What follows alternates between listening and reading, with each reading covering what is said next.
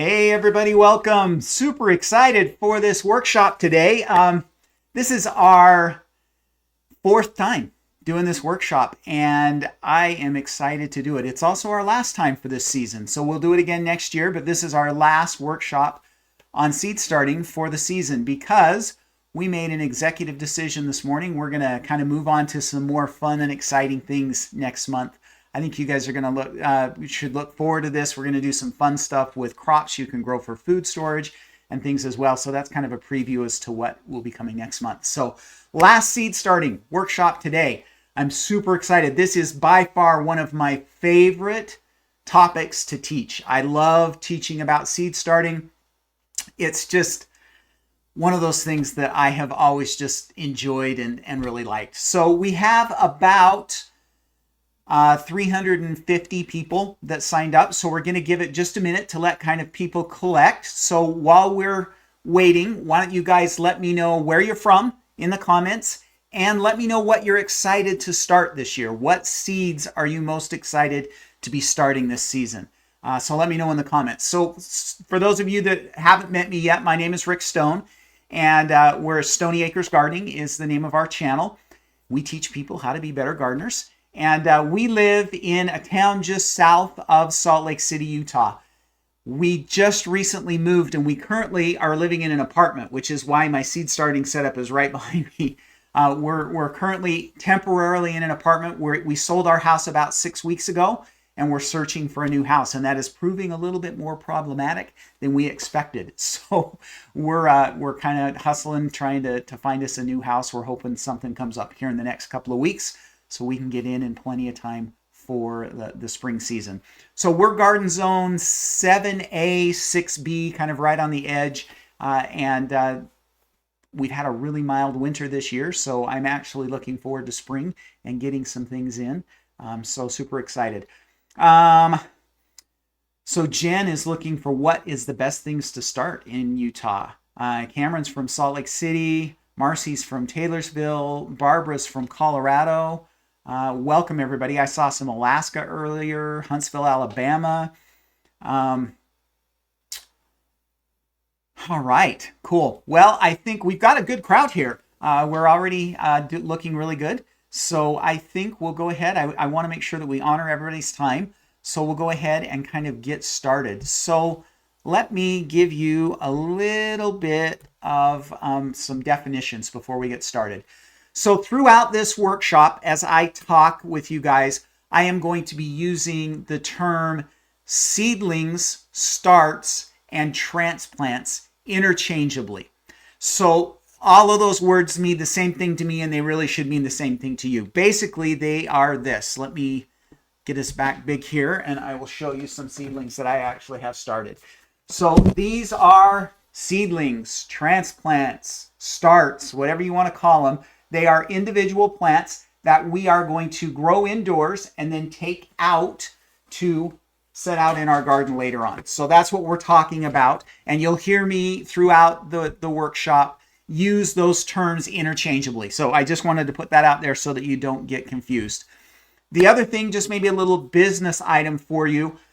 I have found when I'm teaching these workshops that if I pay too much attention to the comment section, that it throws me off. And then I'm umming and on and all that kind of stuff. And so Lisa is saying, and AJ, maybe you can comment on this as well. Lisa's saying her screen is frozen. Sometimes it helps to close and come back in, log back in. That may help to get you back going. So that is a good way to do it. So business related though, I'm going to actually turn the comments off because of those things right there like that.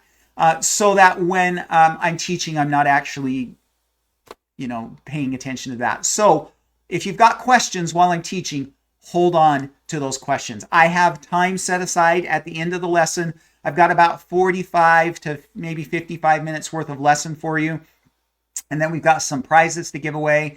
And then I've got some time set aside for asking questions. And so we'll do that. When we get to that point, if you would put 3 question marks before your question, that will help my wife AJ to identify questions so that she can put those up for me. AJ's in the other room right now. She's our producer, and so she will be kind of watching that. I'm going to turn the comments off here in just a half a second, so I won't see your comments, but AJ still will. She'll still see those comments, and you guys can chit chat. If you've got any technical issues, she can help you with that as well as we kind of go through. The one other thing that we wanted to remind you of is limit your questions to today's topic. So we're here to talk about seed starting. We're not here to talk about snails, and we're not here to talk about tomato hornworms or what this disease is on your peppers. We're here specifically to talk about seed starting. So that's what we're going to be limiting our questions to. So if you would kind of keep your questions to that. The other thing is, with a group this size, we're already up to almost 100 people. There is a pretty good chance I'm not going to be able to get to everybody's questions. So I apologize. We usually have time to answer between 10 to 15 questions. And so I'll try to get to as many as we can, but we may not be able to get to all of them. AJ will do her best to kind of consolidate and things like that. But we do want to make sure that hopefully you don't get offended if I don't get to everybody's questions. Okay. All right. So I'm going to turn the comments off. Lisa's asking, will there be a replay to watch again? Yes, there will. I'll send a link out about half an hour after we finish up. Okay. All right. So let's go ahead and get started. I'm going to turn the comments off so that I'm not seeing them, but you guys can still comment and AJ will still be able to comment, okay? Imagine, guys, what it would be like if you could grow 100% of your own seedlings, even if you've never planted anything before in your life, all in less than 8 square feet of your home. So my seed starting setup is right here behind me. It's 2 by 4, takes up 8 square feet. I grow 800 seedlings a year, some years, in this setup. And it's really quite easy to do. It doesn't take up a lot of space, and it's something that you guys can do too.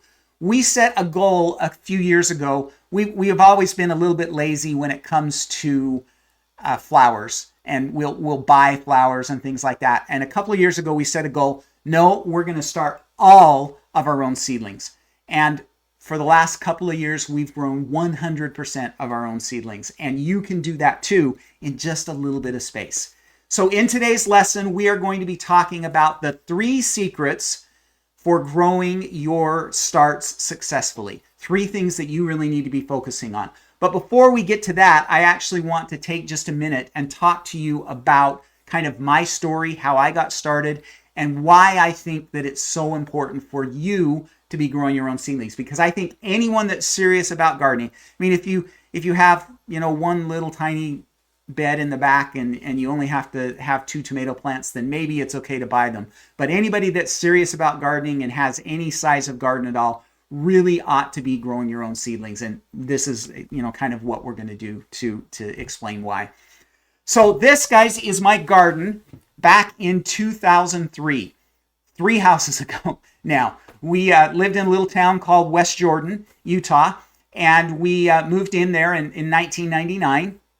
So this would have been about 4 years in. And I've been gardening, my parents gardened and AJ's parents gardened, and, so we'd been around gardening quite a bit. But this was our kind of first official in-ground garden where it wasn't just containers and things like that. And after about 4 years, as what happens with a lot of people, I decided that it was time for me to start growing my own seedlings. And when I first did this, AJ told me afterward that she didn't even remember this. So in this house, we had this little storage room in our basement, and it had shelves on the wall.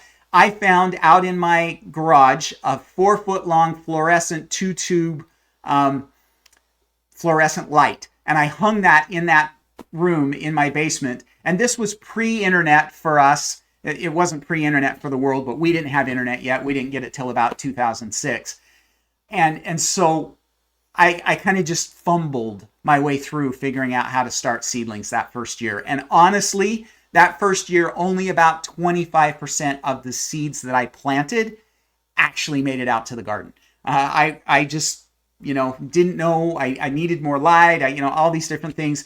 So it was a bit of a struggle that first year. Now, the next year, we moved to a different house, and I did the same thing in a different storage room. There was a bit more light in that room, and I actually had quite a bit more success.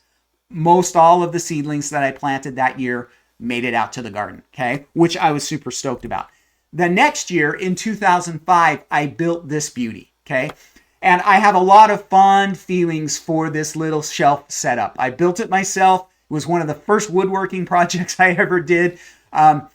And it was this fun little shelf that we built that had 2 shelves where we could grow seedlings on. And we used fluorescent lights back then. That was all the only options that you had.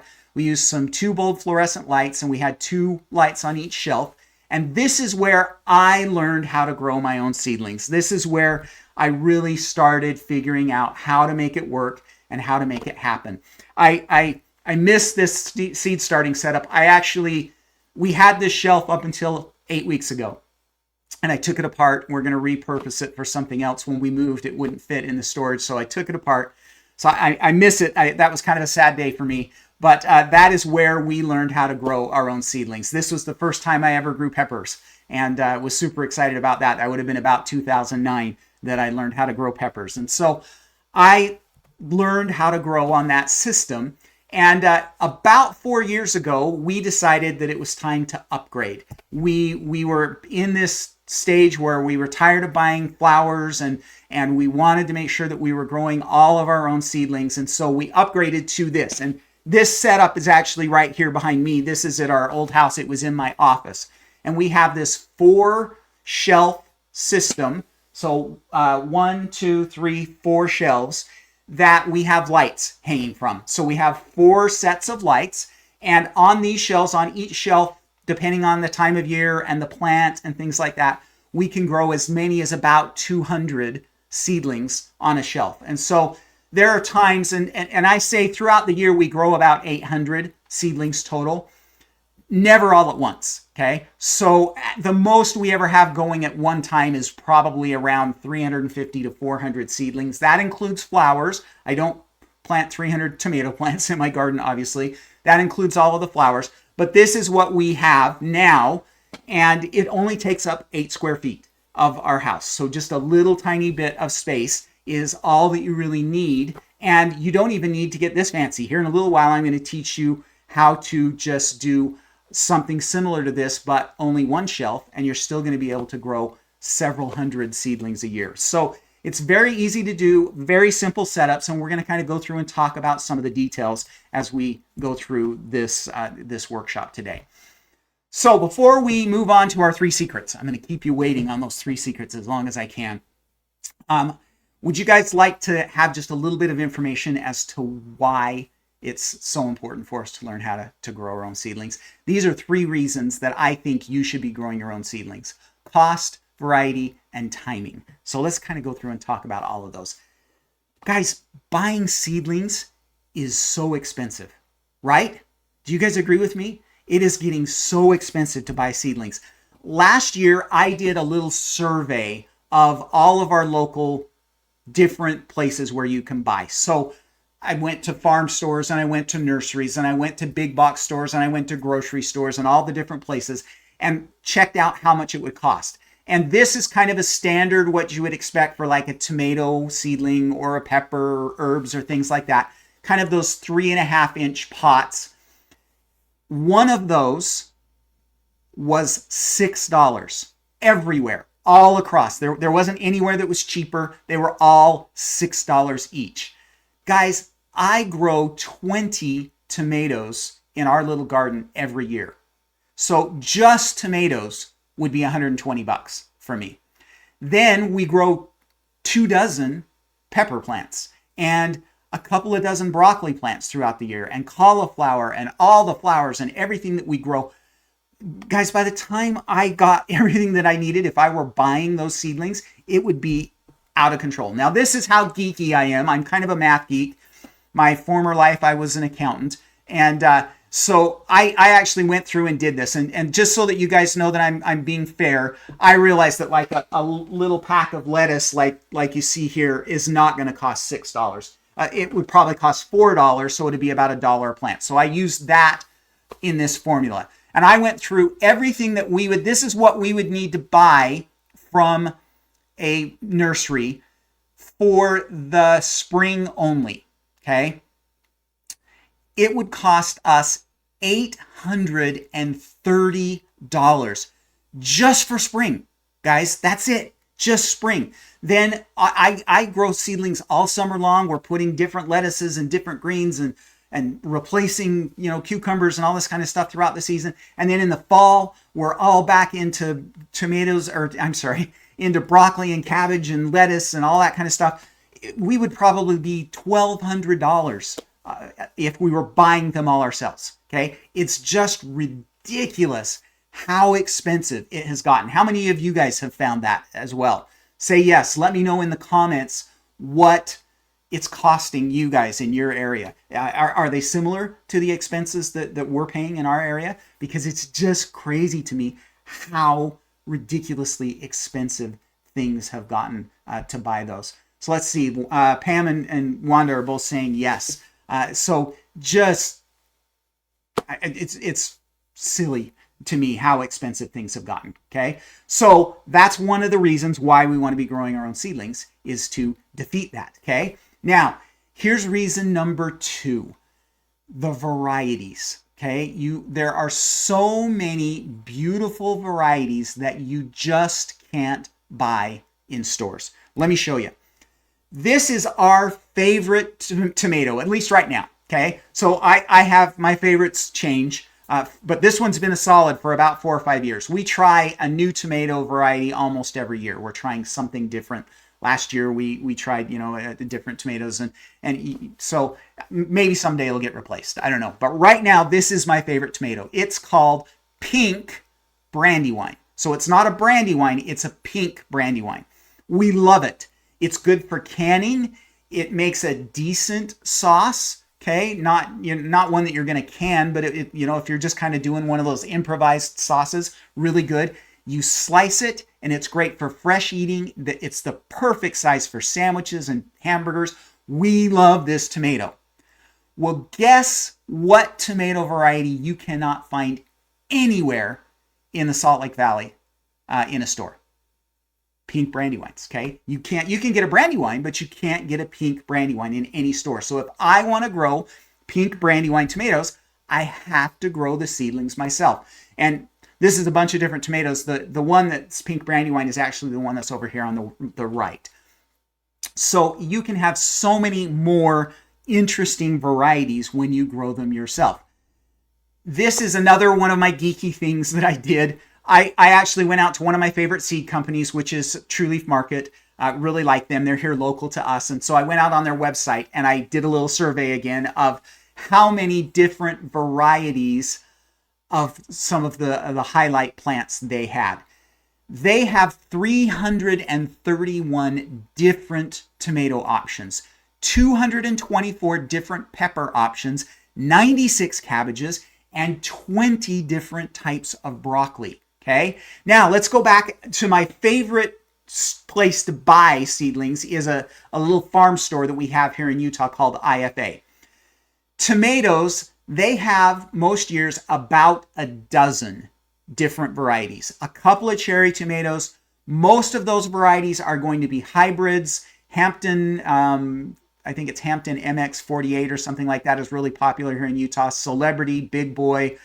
They will have a couple of heirlooms. Usually it's going to be, I can't remember the name of it. It's the kind of the greeny yellow one that it's green on top and yellow. Can't remember what that one's called, Zebra or something like that.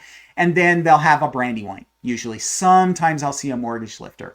So maybe a dozen varieties compared to 331 peppers at a store like that. I'm going to have a green bell pepper, a red bell pepper, maybe a yellow bell pepper, a jalapeno, and an Anaheim chili. And maybe like a Grim Reaper or some crazy hot pepper like that. So 6 varieties, 224 that you could choose from. Cabbage, there's going to be 2 at most nurseries, a green and a red. And that's it. Okay. Broccoli, here in Utah, 1 variety of broccoli, and it's Watham. Now, I really like Watham. I'm not after Watham, but that's the only variety of broccoli that you can buy at anything that I've ever seen here in Utah. Okay. So that's the potential that we have, guys, when we are growing our own seedlings. All of a sudden, we have this top end of hundreds of different varieties of plants that we can grow that you can't grow if you're just buying your seedlings from the store. So you got to grow them yourself. Now, the third reason why I think you should be growing your own seedlings is all about timing. So let me show you this trick. These are called Wall of Waters. The name brand Wall of Waters is kind of, the company went out of business, and so they're a little bit harder to find now. Now you'll find them just called season extenders or tomato extenders or cozy coats, okay, is what you'll see them.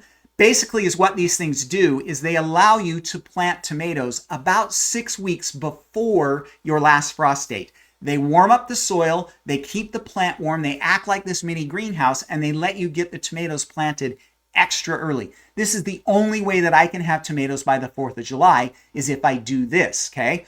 Well, that means I'm planting about April 1st in my garden, maybe just a little bit sooner than that with these tomatoes, because our last frost date is usually about mid-May, somewhere around there. Right? We always say kind of Mother's Day is when we should plant here in Utah.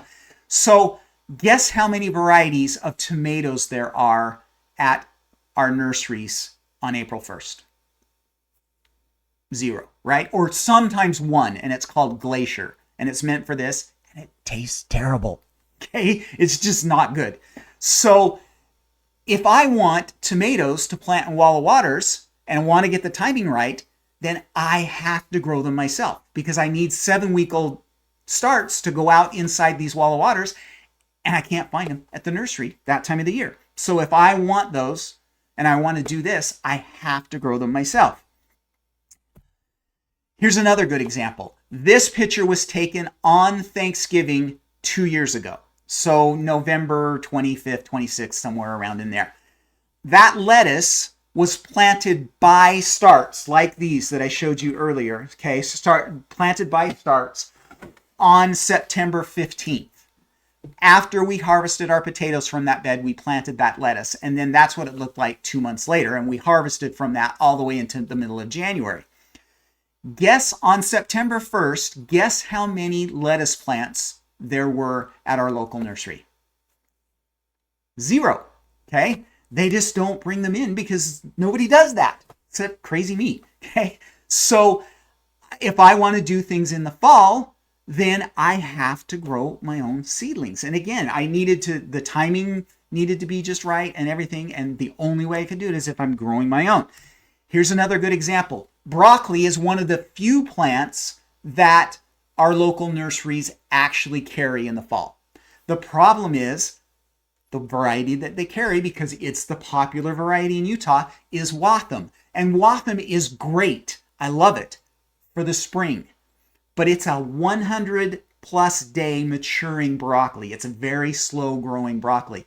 And by the time you add to that an extra 15 days for the fall, it's maturing in 115 days, almost 4 months. I can't plant those until September 15th because it's too hot. So if I plant on September 15th, 4 months is the middle of January.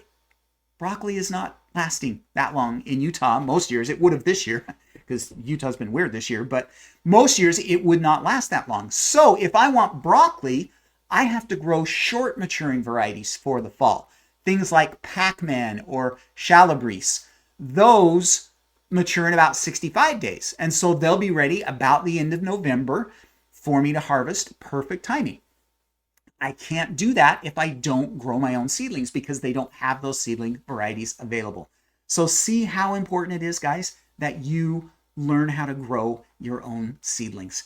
So who is excited? I'll jump back over in the comments. Who is excited to grow their own seedlings this year? Tell me again what timing is going to be to benefit to you. What variety do you want to try that you've never tried before? What do you think? Let me know in the comments. Cheryl says, I am so ready. Okay, absolutely, from Carolyn. Cool. Yes, yes, yes. Cool. All right, good. Mike is ready to go. Cool. Well, guys, let's move on and we'll talk about some of these secrets that I promised to cover with you. So I have 3 secrets that are going to help you be better seed starters and to get things going on the right foot this year. Okay. So, secret number one is a mistake that everyone makes at first, and I'm going to teach you how to fix it. So, I have been teaching seed starting for 10 years online now. Our first course came out 2026, this time in 2016. So 10 years ago. And over the years, I've taught thousands of people how to grow their own seedlings. And I will get people, because I like to interact with people, they'll send me emails and say, hey, Rick, I'm having a problem. And I'll always say, send me a picture of your problem. And when they're telling me that their plants aren't thriving, their seedlings are struggling, everything else I'm doing right, I'm doing exactly what you're telling me, but they're just not doing it. 9 times out of 10, when I look at the picture, I'm going to see the soil on the left in this photo. I'm going to see that they are growing in what we call potting soil or potting mix or container mix, okay? That is what they're growing in. And that is a big problem when we're growing seedlings. So let me explain why. Potting mix has some real issues for seedlings. It's great for bigger plants. That's what you're going to grow in containers and all that kind of stuff. You're going to put it in potting mix. But for little seedlings, it's too rough. It has too much rough material. That rough material is very beneficial in a pot, but it's not in a little cup where we're growing our seedlings. There's too much roughness. They usually have compost in it, which can cause diseases and other issues. A lot of times, not always, but a lot of times they put some kind of fertilizer in there as well. And that can be really problematic with young seedlings. It depends on what we're talking about. Tomatoes don't mind it. Broccoli doesn't like it, okay? So we have to be really careful what we're using for soil. So instead of using potting mix, instead we want to be using what we call seedling mix. And there's a couple of different ways that you can get it. You can buy it or you can make it yourself. So let's talk about what is the right kind of soil to be using. So here are my recommendations. First off, if you're buying it, so you're just buying a mix of some kind, target stuff that's organic.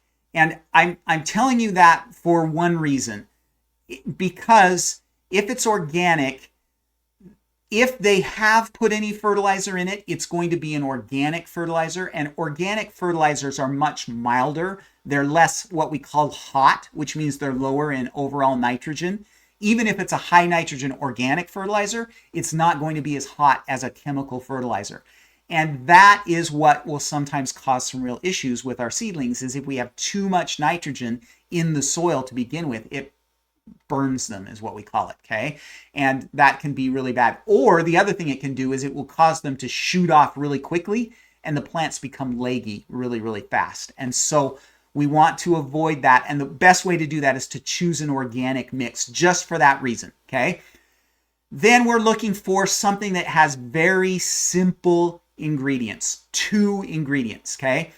And the first ingredients will be one of 2 ingredients. Hopefully that's not confusing. It will either be peat moss or coco coir, okay? That will be the base of that mix. You can choose, there's environmental issues with peat moss, but I'm also finding out that there's environmental issues with coco coir as well. So you guys have to kind of do your own research and decide which one you want. But one or the other of those is going to be the base. So peat moss or coco coir. Then we want it to have some perlite in it. Perlite is popped volcanic sand, which is kind of fun. This volcanic sand, they heat it up and it pops like popcorn. Now it doesn't get as big as popcorn because it's sand, obviously, but it pops and it becomes very porous. It's good for soil structure. It's good for aeration. It keeps oxygen in the soil, and it also helps to retain a little bit of moisture as well. So those 2 ingredients are what you are looking for in a mix. Every once in a while, even an organic mix will have they'll call it a moisture filler or something like that. If it's organic, I'm okay with that because it's going to be, it's going to be something that's safe. But mostly we're looking for just those 2 ingredients. Now, let me give you an example of a nightmare that happened to me. So right now we're in an apartment. I did bring this bin that you can see down here is all of my seed starting containers and my seeds, all that kind of stuff. but I forgot to bring, I had a bag of my favorite potting or seedling mix, and I forgot to bring it. It's way in the back of our storage unit. So I'm like, I'm not going to dig back there and try and find it. I'll just stop and buy some seedling mix from the store. So I bought, and I'm not going to show it to you. It's right behind me. But I bought a well-known name brand mix, seedling mix. It was a seedling mix, and it was organic. The problem was is they were trying to get too fancy. So it has peat moss, it has cocoa coir, it has perlite, it has vermiculite, and it has a moisture retention product that they don't really name what it is in it, okay? So it has 5 ingredients. Guys, it's garbage, okay? It was terrible. The mix, the combination of what they were trying to do just made it awful. So you should just look for very simple ingredients in your soil. That's what you want. No added fertilizers. We're going to deal with fertilizers in a little bit, okay? The seed itself has all the nutrients that it needs to get to the first true leaf stage. And we don't want it to have any extra fertilizer to begin with. So no fertilizers, and hopefully it's also a sterile mix. That a lot of the companies, they will do a good job of making sure that it's sterile. That means we're not going to have any pests coming in, and it also should mean that we don't have any diseases as well, or it at least brings the chances of those things happening way down. So that's what we're looking for. Now you can make your own. You can just buy those 2 ingredients, peat moss and cocoa coir, or cocoa coir and perlite. Okay, and then you just mix those together, and away you go, and you've got a good mix. But simple, easy 2 ingredients mix is going to make it very successful, and we'll deal with fertilizer later on in the process. Okay, so that is secret number 1: is just choose almost blew it there. Just choose seedling mix. You want seedling mix is what you want to be using for your seed starting. Okay, all right. Let's talk about tip number 2, and that is containers. So first off, before we talk about the actual container that the plant is in, I want to talk about trays. So you need a good tray. I'm going to make myself a little bit bigger here. Okay. There we go. So this is actually, believe it or not, one of my favorite types of trays to use. I got this at the dollar store. Okay, it's like a dollar store knockoff Rubbermaid bin. It costs nothing at the dollar store, costs $1 anymore, but it cost $1.50. Okay, and I bought about 8 of these, and this has been just my go-to for trays in my seed starting. It works out really, really well. They're inexpensive. They don't leak. The only one that has broken, I dropped full from the top shelf, and it landed on the cement and cracked. Otherwise, they haven't had any cracks. They haven't, I've been using them for 6 years now, and they're just great. Okay, and they cost me $1.50. Okay, at the dollar store. Okay, so that's one option. Couple of other options that you can see here in this picture include, like the one here in the middle is kind of more of the nursery quality, so kind of what you would expect if you bought a flat of flowers or something like that, kind of that softer plastic. Those will last for a couple of seasons. I don't love those. I use them for a long time, and they break too easily. They're too easy to crack, and then they leak, and I don't, I've got carpet in here. I don't want it leaking. So that's one option, but you just have to be careful with those. The other option is the one down at the bottom, and those are 10 by 20 inch trays made by Bootstrap Farmer or Botanical Interest. No, it's Epic Gardening. Epic Gardening, they sell some as well. So they're these really hard, rugged plastic, gonna last forever. My grandkids are gonna inherit them, and so you can use those as well. But before we even start talking about any other kind of container, make sure that you've got some kind of good tray that's going to hold water, because when we're doing our whole process, we bottom water most of the time, and so we need it to be able to hold a little bit of water and not leak all over the place. So that is key number 1 with a container. Now, I have over the years, I have collected containers, and now most of the containers that I use are these kind of commercial little 4-pack jobs, that you see here. I really like those. I also use the Bootstrap Farmer 2-inch tall trays as well, or containers as well. But for a lot of years, I just used recycled. And when you guys are just starting out, I want you to use recycled because we're trying to bring barriers down so that you're not spending a fortune on getting this seed starting setup. This I put together over the years, but I'm still not very much in it. I'm only about $250 into my whole setup. And that's the upgraded premium version. I want you guys to start out with an inexpensive version, which is going to be using recycled containers. Okay. So 4 rules for containers that you are going to use for seed starting.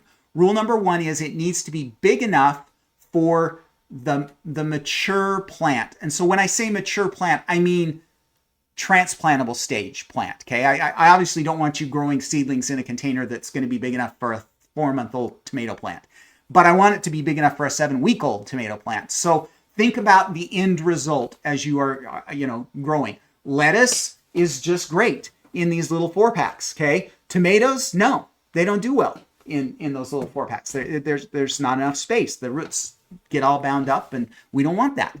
So think about what your end is going to be. The reason why I like that is because I'm not a big fan of potting up. Potting up is when we take it from a smaller container and put it into a bigger container. To me, that's a pain in the neck. It adds complexity, it adds time, and a lot of us don't have time to do it. If you've got time, great. I don't. Okay, so I don't want to have to pot up. Now, there are a few plants that you do want to pot up.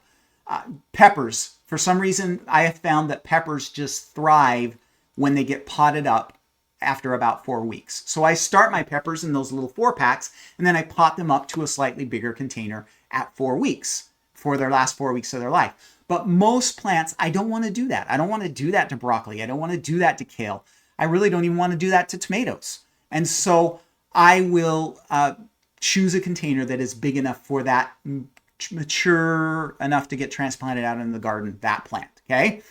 The next thing, when you're choosing recycled containers, the next thing that's important is that it has to have drainage. Okay. So there has to be holes in it for it to drain. We don't want excess moisture hanging out in our plants. When we water, we want that water to wick up into the soil and water the plants, and then we want it to go away and leave the soil moist, but we don't want it to be soaking wet. And if there are no holes in a container and the water can't drain away, then we're going to have several different problems. Problem number 1 is root rot. So if they're constantly in that soaking wet water, those roots are going to rot and get damaged and possibly kill the plant completely. The other problem is plants need oxygen. The roots need oxygen, and they get that oxygen from the soil. And if the soil is soaking wet and full of water, they can't get the oxygen that they need. And again, that is going to damage or possibly completely kill our plants. And it can cause problems like dampening off, which is a disease that we can have problems with sometimes with seedlings. So make sure that whatever you're using, recycled containers, has holes. Now, if you are using recycled containers, use something that is food safe. And I only bring this one up because the thing I don't want is, sometimes us as gardeners, we're trying to be frugal and everything, and we don't think it through. It's okay to use a yogurt cup or a Dixie cup. Your friends already think you're weird. Okay. So just go ahead at the end of the Christmas party and collect all the Dixie cups and take them home and wash them out and use those for your seed starting next year. Okay. They already think you're weird. So just go ahead and do it. Those are good ideas. Cottage cheese containers are great, but notice all of those were food safe. I don't want you making the mistake of saying, oh, I've got this container that had a household cleaner in it, or had some oil, or things like that. So I just want to make sure that you don't use things like that. And that's common sense, but at the same time, I just wanted to point that out. It does need to be food safe if you're using something recycled. Now you can use toilet paper tubes. Those aren't food safe, but they're okay to use. So those are options as well. Now, the last thing that we need is flexibility. So let me get you these are, hopefully they don't drip all over me. These are my onion seedlings. So let's make it big again here so that you can see this. These are some onion seedlings. They're about a month old, coming up on 5 weeks old. And you'll notice that they're in a very flexible container. So this is what I mean by flexible. We want some flex to that container so that when it comes time for us to get these seedlings out of the container, we don't have to tug and pull. We should just be able to turn it and kind of give it a squeeze, and they should just pop right out. And if the container isn't flexible, then that can be a real problem. Think about, like, for example, I never recommend that you use like a tin can for a container for seedlings, because when it comes time to get that seedling out of that container, how are you going to get it out? You can't squeeze the container, so you're going to end up having to either shake it or pull on that plant, neither of which is a good thing for a new seedling, okay? So we want something that's flexible. So again, you know, if you're using recycled options, Dixie cups, yogurt cups, cottage cheese cups, all of those are flexible and will allow us to get those things out. Be careful with yogurt cups. Some of the yogurt brands are fluted at the top, so that means they're smaller at the top than they are at the bottom. Again, bad idea, because you won't be able to get the plant out. When those roots have filled up in there, you won't be able to get them out. So just think about those things and those rules as we are thinking about the containers that we can use. But I am all for, especially when you're starting out. Now, I love using the commercial ones, okay, because they're designed to do what we're asking them to do. They do great, but I'm all for using recycled stuff to keep your costs down. We want to keep your entry level into seed starting as low as possible, okay? So I'm more than happy for you guys to use recycled containers as long as they are big enough and have holes and are food safe and flexible. Then pretty much anything will work, okay? Now, let's talk about option or secret number 3.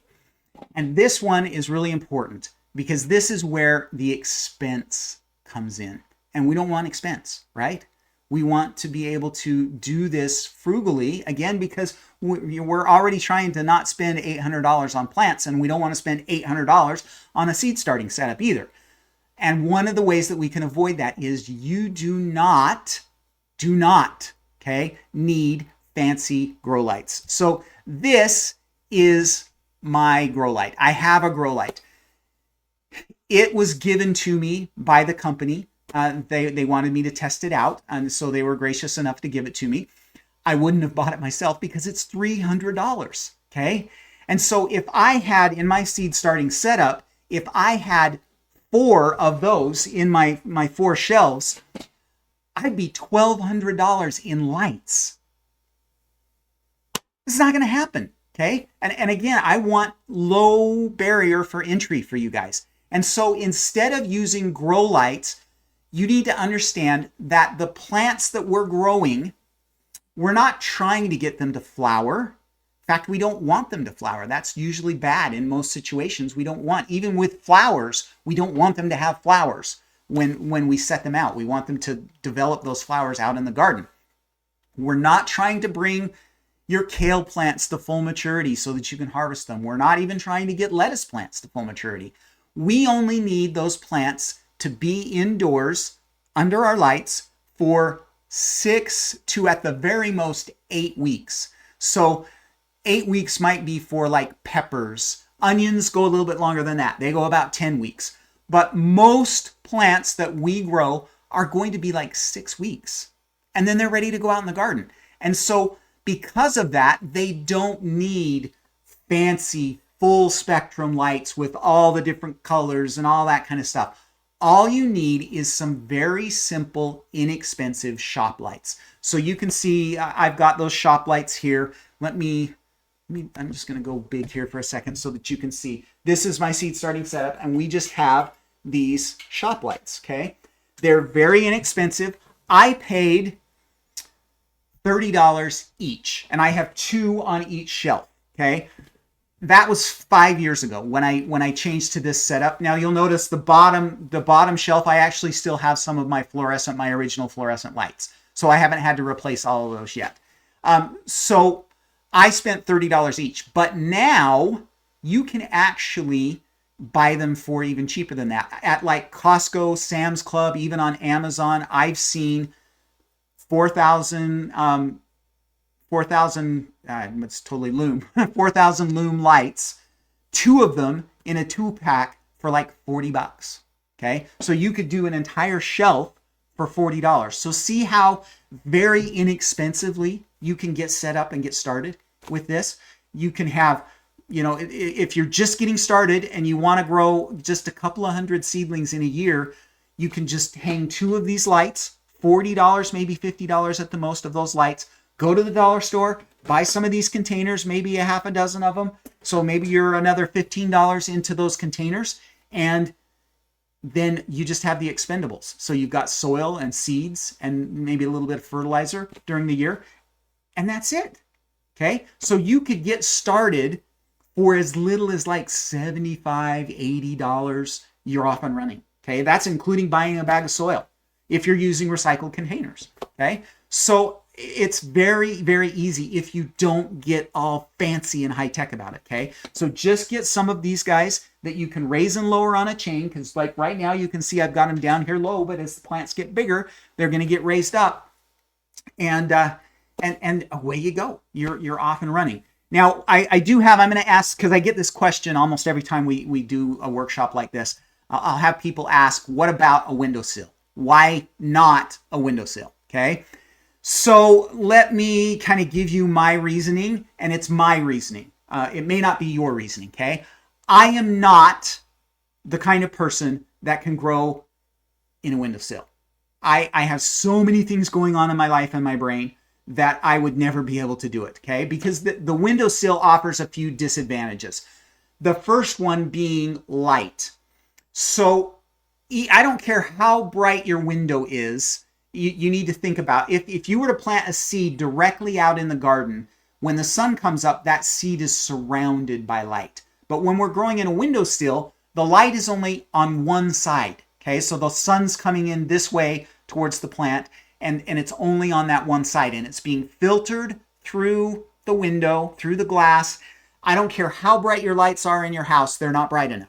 Okay, and so the plant is going to get what we call leggy. So it starts growing tall and it leans towards the window. Now you can defeat that, okay, by turning the pot 2 or 3 times a day, okay? As much as I love gardening, I have so many other things going on in my life that I would never remember. Trust me, I know, I've tried, okay? I never would remember, and those plants would get leggy for me. You might be the kind of person that can make that happen, okay? And that can be disciplined enough to go and turn those and everything like that. The other disadvantage, though, of windowsills is how limited the space is. So there's very little space. Those seedlings have got to be right up against the glass. And there's, like our last house was south facing. And so we had a kitchen window, a dining room window, a family room window, and a bedroom window that were all south facing. But all of those windows combined were only about as much space as one of these shelves. Okay, is all the space that those contained. And so we needed, sorry guys, my phone all of a sudden went off. I should have turned that off. So we need more space than that. And so you're really limited in windowsills with space. Now, I will say, again, if you're disciplined, you can do it. It is also easier to do with greens. So things like lettuce and kale and spinach and mosh and mustard and things like that, those leafy greens actually require less sunlight, and so they are less likely to get leggy. They open up. You can see these are some that I grew in a windowsill here a few years ago. So it's not impossible. It's just really hard. Okay, and so most people are going to do a little bit better off with a light that they can put on a timer or turn off and on when they go to bed and get up in the morning, something like that, so that we have the right amount of light for those plants and we're kind of cycling through. Okay, so those are our 3 secrets. Use the right soil, use the right containers that have the right drainage, and make sure that you use inexpensive lights. You don't need to go out and spend a fortune on grow lights. We don't want $100, $200 grow lights for our setup.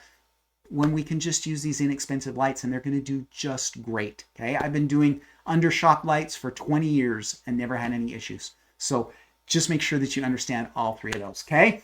All right, I'm going to pop the comments back on for a second and see how things are going in here. Yeah, Karen is saying the chains come with the lights. So they do come with the lights so that you can hang them. And that allows you to just lower and raise those lights. Sometimes, depending on what your shelf height is, you might have to buy a little extra extension of chains. At our last place, I had some that were hanging from the ceiling, and so I bought a little extra chain. Just you can get those at like Home Depot or Lowe's or somewhere like that. But that's what it's like. Karen's saying she paid $11.99 for some lights, so that's cool. Yeah.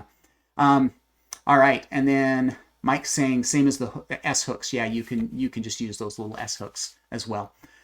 Okay, guys, let's take a break and give away a prize.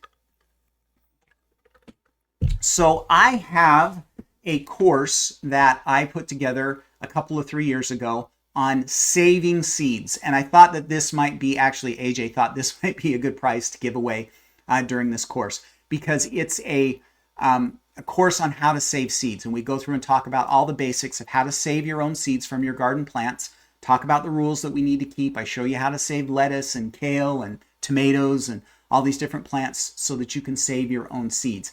And I'm going to give away a copy of that course right now. So comment seeds in the comment section, and make sure, I just saw somebody that said seeds, please.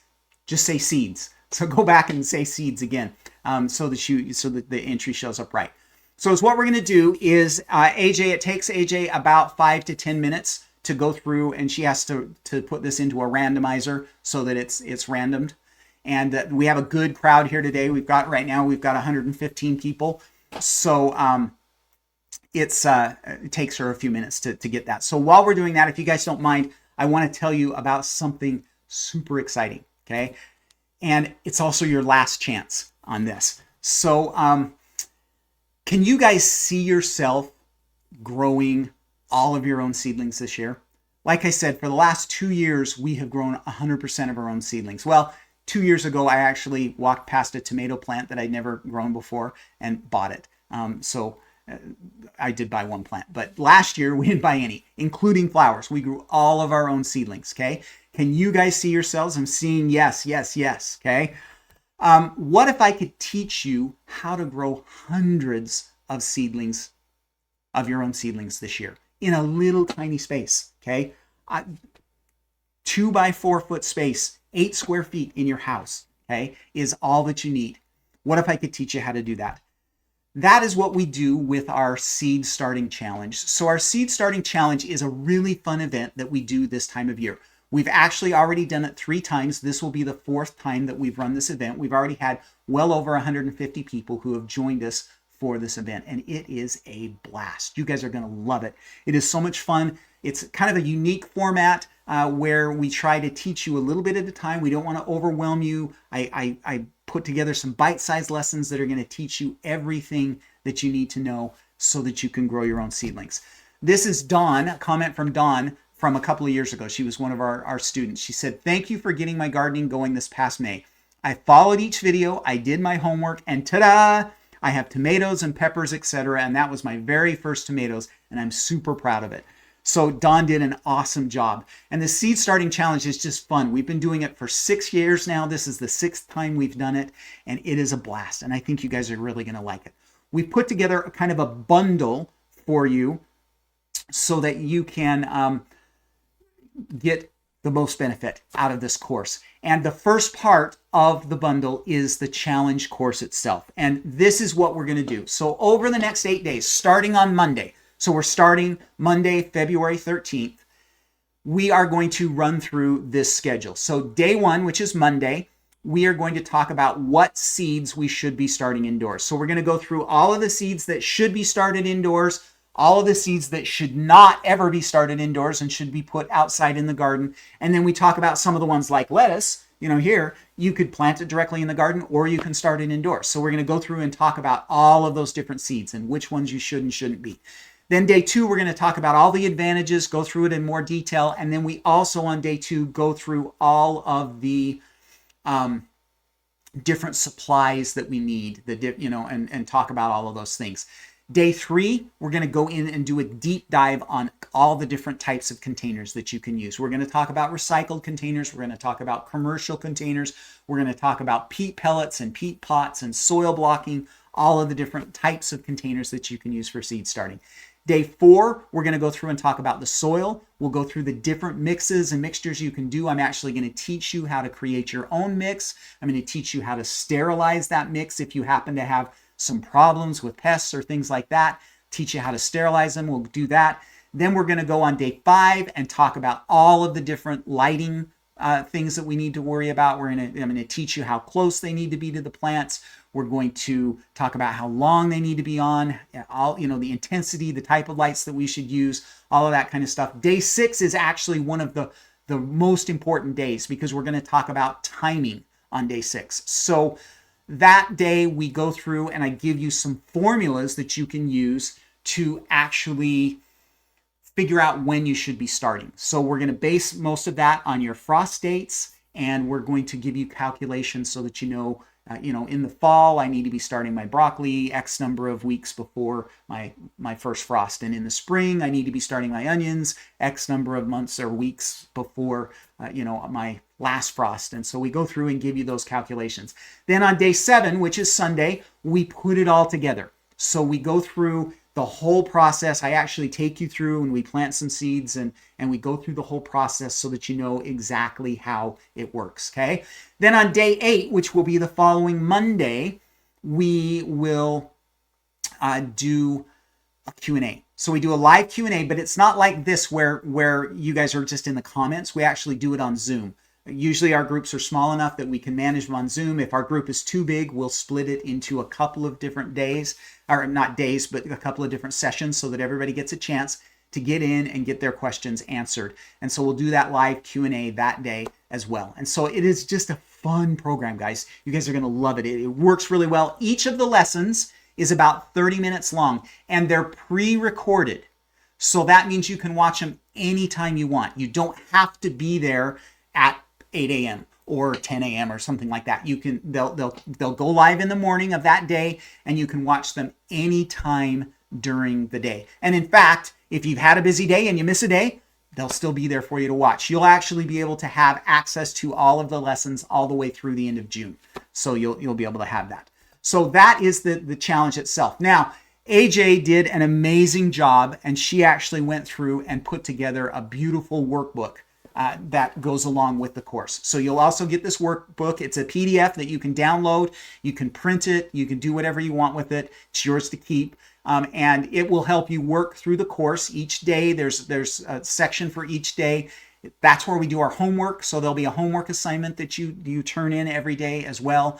That homework assignment qualifies you for a prize drawing, by the way, which is fun too. So you get that workbook as well. And then we do the Q&As, and we'll do probably this year, we'll probably still do at least a couple more Q&As, and you'll be able to come to those and get your questions answered.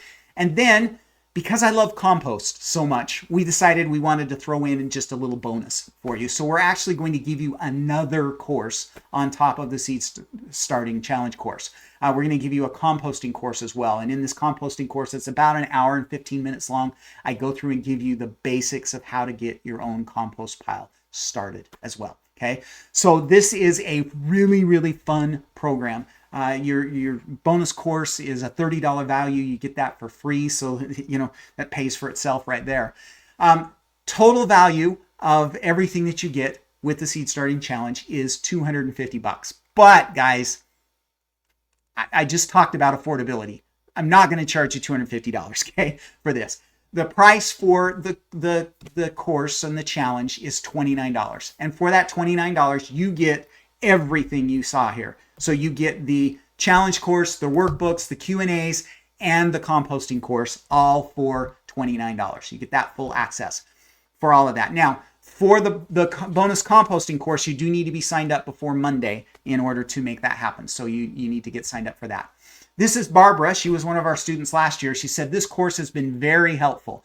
I never really knew when to sow my seeds. My plants were either ready too soon or too late, but now I know. I'll have a lot more confidence in what I'm doing in the future instead of bumbling along and hoping for the best. This was money well spent. Okay. So also, speaking of money, if you're not happy, we've got a 30-day money back guarantee. Okay.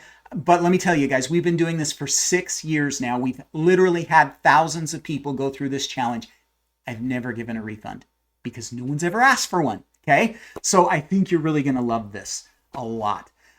But guys, this is the last chance for 2026 to get access. We start on Monday, and this is the last one we're gonna run for this year. We've decided that 4 is enough for the year. We're going to move on to some other fun projects that we're working on next month.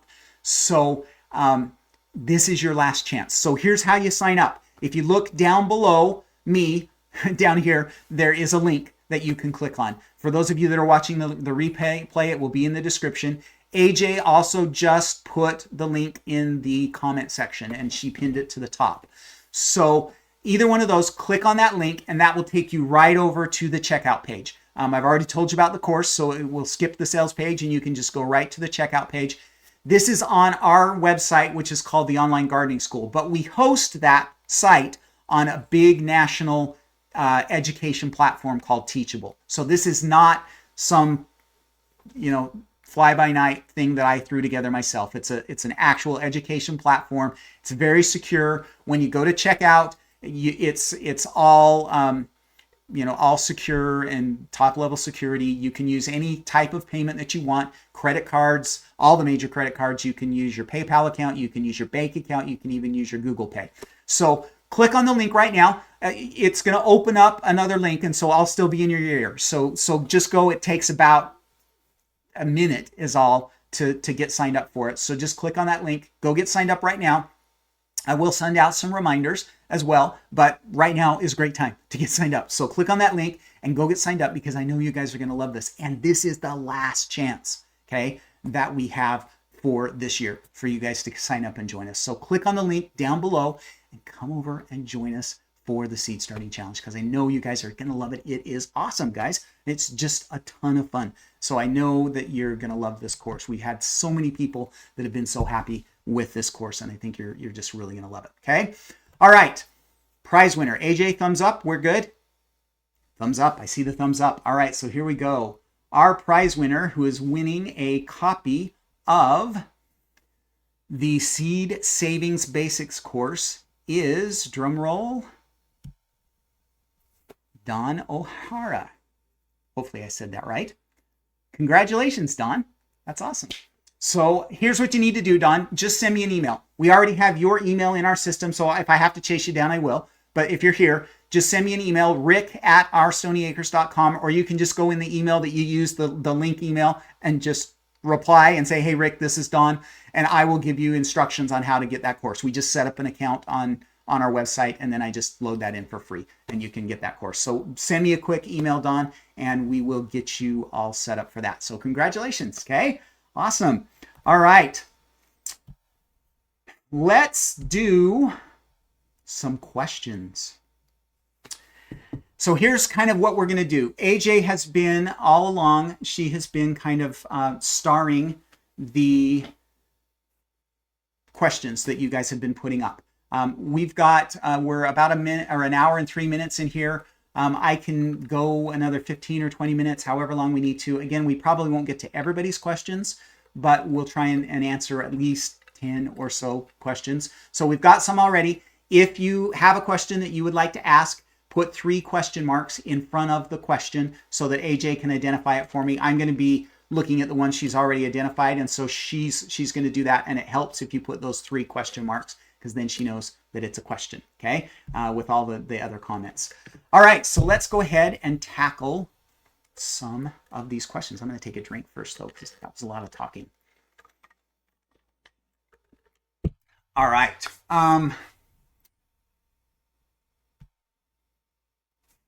Do you have a class later in the year on saving seeds from what you have grown? We don't do a live class like this one, a challenge class, but yes, I do have. That's Vicky. That class is available. That's the one that Don just won. It's available over on our website. So just go to onlinegardeningschool.com. You can click the link down below and buy the course while you're there, and then you can check that out. And that seed saving course is there. It's about an hour and a half long, and we kind of go through all of the basics. I break it down. I show you 2 or 3 different demos as well. So yes, definitely we have that available for you. Okay, this is Sue. Do you need to put a top when you plant the seeds? Okay, Sue, great question. No, you don't. A lot of people use those humidity domes. I really don't like them, okay? We talk a lot about them in the course itself, go through why I don't like them. They cause too much humidity, so you don't have to. I have an alternative instead, and it's a little bit of plastic wrap. That kind of keeps things from getting really messy and too hot and things like that. So but you don't have to cover them at all, especially if you live in an area that's fairly humid. It's sometimes not even a good idea to cover them because you'll get too much fungus growing and things like that. So the key to get your seeds to germinate is just to give them some even watering with like a spray bottle or something like that. And you don't really even need that top. Okay. All right.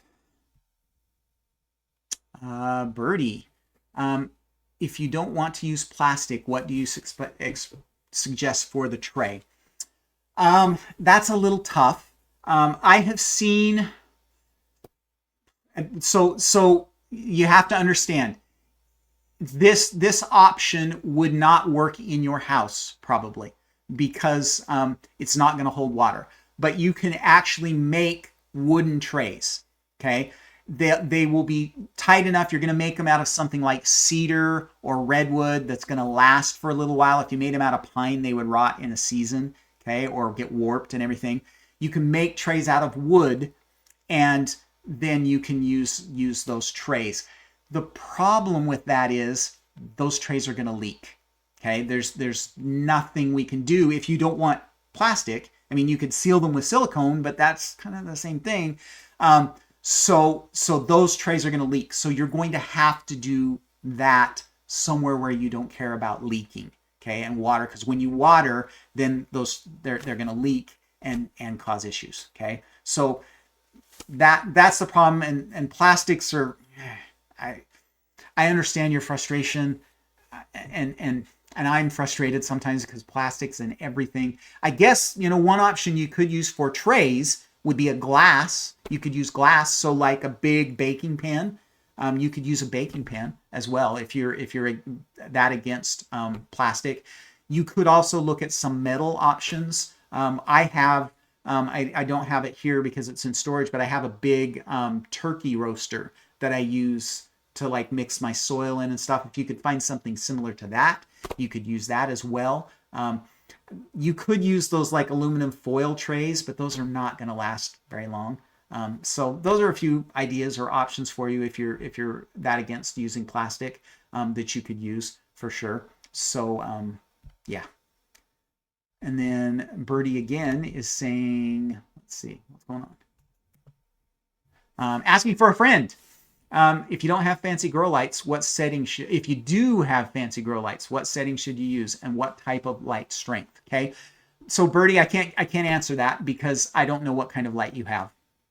You should be able to go, assuming you bought it from a fairly reputable source, you should be able to go to the manufacturer's website and they will be able to tell you. So they'll tell you, set it on this intensity and put it this far away from the plants, okay? I unfortunately can't tell you because I don't know how intense those lights are. I can't tell you what settings you should use. The manufacturer should be able to tell you. So if they don't have it on their website, harass them about it because they should be telling you. And if not, if you can't figure it out and you can't return the lights, then you're going to have to experiment. And I would start closer and then kind of move away as you go through the season and experiment until you figure it out. It'll probably take you a season to do that, but then you should be okay.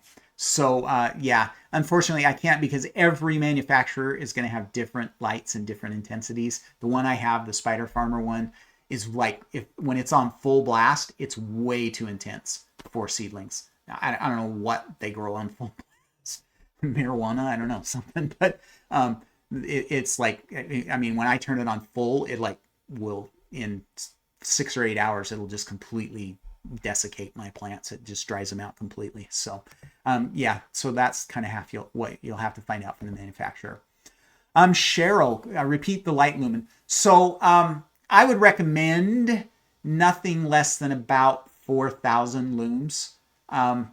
You can get shop lights like this all the way up to 10,000. And then you're just going to have to experiment on the distance because those lights will be hotter and brighter at 10,000. Mine are 4,500 looms and just kind of work out perfectly. The higher looms are a little bit more expensive too. But you also may not have to do quite as much moving. So kind of just there. But I would say bare minimum 4,500 is what you want to do. Okay, AJ, we're about an hour and 10 minutes in, and I see we still have 4. We could probably field a couple more questions after the 4 that we have here. So if you want to put a couple more up. Or maybe not. Maybe we'll just be done. Okay, Carmen, I'm in Salt Lake. Hey, neighbor. I started onions and brassica last weekend. Am I too late in your experience, or will they be okay before the summer heat sets in? You're actually, with the brassicas here in Salt Lake, that's perfect timing, okay? You want those to be about 6 weeks old, and you want to put them out then. That's probably going to be a month before our last frost date, and that's fine, okay? Onions, you're a little bit late. My onions I planted on January 15th, but you're not like earth-shatteringly late. If you'd asked me that question 2 or 3 weeks from now, I'd have told you you were wasting your time. So you're probably going to be okay with the onions. The brassicas, 100%, you're in good shape. Onions, you might, next year, mid-January, for us here in Salt Lake is when you want to start those. Because you want them to be about 10 weeks old when you put them out. And we want to put them out somewhere between middle of March to end of March. So March 15th to March 31st is usually kind of our target, depending on what the weather's like. So, but that's only, guys, Carmen lives here in Salt Lake where I live. So I'm giving Carmen advice for here. It may not be the same for you, okay? It's based on when your last frost date is. All right, Karen, can you grow 2 seedlings in a 6-inch pot? Depends on what you're growing, because those are going to get really intertwined, okay? Those roots are going to get intertwined. I see the idea of trying to, save some space. I like that idea, but a lot of plants, they're going to get those roots together, and then when you go to transplant them, you're going to have a hard time separating them without really giving them transplant shock. Now, some plants are going to be okay. Lettuce would be fine. Onions, you saw. I mean, this is a 4-inch pot, and I've got 2 dozen onions in here. So onions, they don't care. But like broccoli, cabbage, mustard, kale, all of those, no. Peppers, no. Any of your squash family, no. Because they're not. You're not going to be able to separate those roots. Tomatoes, maybe. They might be okay. That close together, you might be able to get them separated. But a lot of our plants don't like root disturbance, and so when we take them out of the container, we want to be as careful as possible. And if you've got to pull 2 plants apart, not always a good idea. Okay, Debbie, silicone seed starter trays, are they any good? I don't know that I've ever really looked at those, Debbie. I'm sorry. So I've got these. So these are actually microgreen trays, but I have the seed starting trays, the deeper ones as well. They're Bootstrap Farmer, and they're plastic. So I've never used the silicone. As long as it doesn't leak, I don't care what you use. The important thing is that it doesn't leak, because if we're doing it inside, you don't want water all over the place, because it'll get all over the place. Okay, so if they're watertight, then sure, they would be fine for that. Not an issue at all. Cat, seeds sprout, but then it becomes skinny and tall and starts dying. the growth doesn't continue. Why? Okay, so that is called legginess. Okay, and that means that your lights are either not close enough or not bright enough, so they don't have enough intensity. And so they'll grow tall. And this is a good example. Now this, guys, so these are microgreens. Okay, these are not seedlings. Okay, so I can pull one of these out. This is what a leggy plant looks like. Okay, microgreens we intentionally want to be leggy. Okay, but that's what a leggy plant looks like. If it looks like that and it's not a tomato, you're in trouble. Okay, so throw it away. They get too long and too tall, and they're just going to die off. Tomatoes we can actually bury deeper and they'll kind of start over, but nothing else we can't. So if your plants look like this, if they get long and leggy like this, they're in trouble. And so that is usually almost always caused by light, or it could be caused by too much fertilizer, okay, as well. So we don't want legginess, and that's what she's talking about. Skinny and tall, we call that leggy. And we want to make sure that we avoid that. And it usually means that your lights are not close enough. You'll see right here, when my seedlings first start coming up, my lights are right down on top of them. Lights are off right now, obviously, because we don't want that backlight. But that's how close we have those lights at first. And then we ultimately, like well, you can't see. Unfortunately, you can't see. But the lights for my onions and my microgreens are much higher for later on in the process. But when we first start out, we want that really close, okay? All right, and Kat again. Does it have to be a grow light, or can any light bulb come along? Any light come? So again, I'm going to recommend a shop light. Some of the smaller, when you've got just a concentrated bulb like that, it doesn't give a big enough footprint. And again, that's going to cause legginess. Okay, so that's why I like these big, long shop lights, either LED or fluorescent. Either one would work. But that is usually a little bit better. If you've got just one light, then it's got to be right underneath that light canopy. It can't be to the outside, or those plants won't get enough light. They need just underneath that intense light from down underneath. Okay. All right, and then we've got one last question. What brand of seedling mix do I recommend? So the one that I use is called Black Gold. It's by a company named SunGrow. That's the one that I really like. But I'm actually it's becoming a little bit harder to find. I did find a bag this year of it. So I've actually started making my own. I just get the raw ingredients. I've been using coco coir here lately, and I just use coco coir and perlite and make my own. But if you're buying one, if you can find it, Black Gold is the variety that I recommend. Okay? All right, guys. Thank you. Appreciate everybody being here. I think we are going to call it. We've been here for an hour and 15, almost 18 minutes now. Still a really good crowd, 82 people here, and we're at the end of the show. So thank you. Let's see. Before we go, don't forget, this is your last chance to join the Seed Starting Challenge. So click on the link down below and let's come and join us, because I know you guys are going to love this. Last chance for this season. So click on the link. It's only $29. That's like a movie, and you get tomatoes out of it. Okay. So click on that link down below and come and join us for the Seed Starting Challenge. We start on Monday, and you're going to love it. I know that you're going to love this, guys. So sign up right now. Click on that link and come over and join us. Appreciate it. All right. Thank you guys for being here so much. AJ and I are so appreciative of you guys and all the support. This was actually, of the 4 that we've done, this was the biggest attendance that we had. So thank you. We had over 120 people here. Lots and lots of fun. So thank you. We'll be back next month with a different workshop. I think you guys are going to like this one. It'll be food storage related, crops that you can grow for food storage. So looking forward to that as well. So go get signed up for that challenge, and we will talk to you guys later. Thanks. Happy gardening. See you later, guys.